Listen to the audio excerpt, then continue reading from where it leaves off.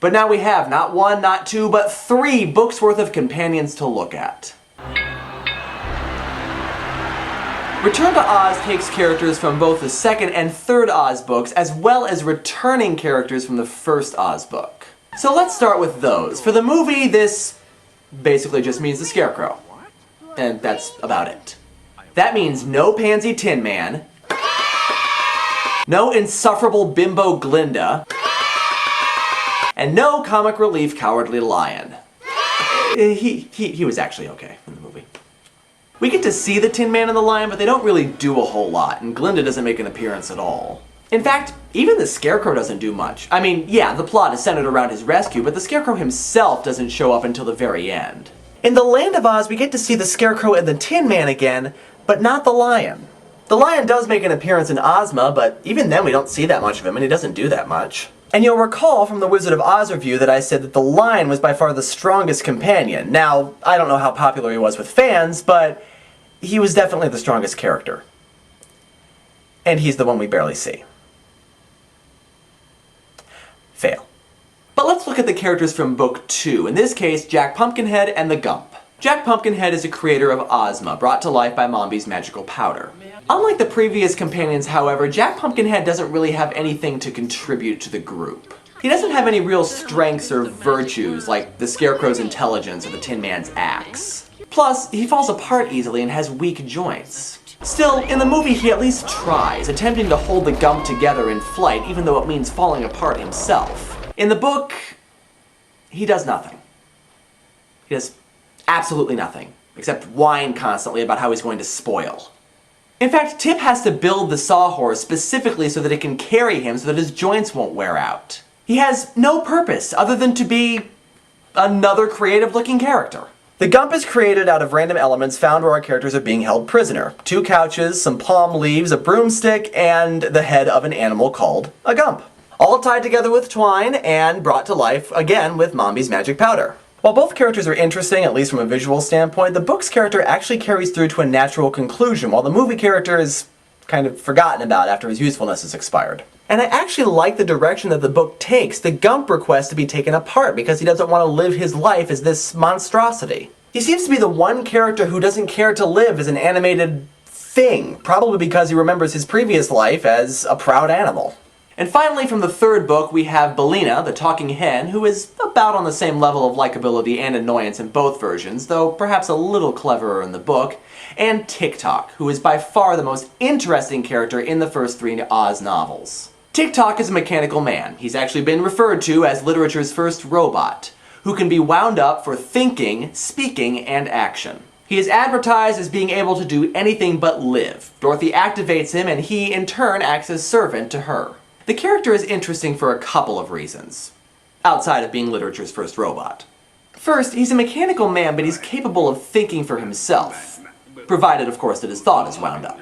And in this way, the movie character is actually a little bit cleverer in the way that he figures things out, actually tricking the Gnome King into letting Dorothy in so that she can watch what he changes into. And even though this plan doesn't work, he still thinks of it, whereas in the book, it just kind of happens by chance. And the other interesting thing about this character is that, unlike the other characters, Tik-Tok has no ambitions to be anything more than what he is. The Scarecrow wants brains, the Tin Man wants a heart, Jack Pumpkinhead wants to be immortal, but Tik-Tok recognizes that he is a non-living mechanical man and he's content to remain so. It's honestly kind of refreshing to see an Oz character who's perfectly satisfied with his lot in life. Now, you could argue that this is the way that he's programmed, but remember, he's also capable of independent thought, so he must have at least thought about this. The movie Tik-Tok isn't quite as consistent with this, and to be honest, the scene where he cries for Dorothy is a little too over the top for me. But then again, I really do like the relationship that forms between them, so in the end it's kind of a toss-up which Tik-Tok I like better, as they're both great representations of the character. Of course, there are a few characters from the books that didn't make it into the movie, like the Wogglebug, who was annoying, the Hungry Tiger, who was pointless, and the Sawhorse, who was actually a good character once he got out from under Jack Pumpkinhead.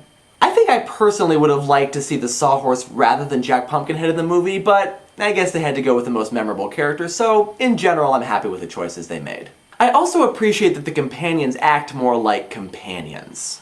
In the Land of Oz especially, the characters bicker constantly. It seems like most denizens of Oz are either really easily offended or really offensive, or both, and the bickering got really tiresome. There wasn't as much in book 3, but the characters in book 2 were just so annoying that it made that book that much harder to read. But I'd be lying if I said that I didn't think that these characters were one of the main reasons why Oz became as popular as it did. These characters are unique and different, but in the land of Oz, they are accepted as people.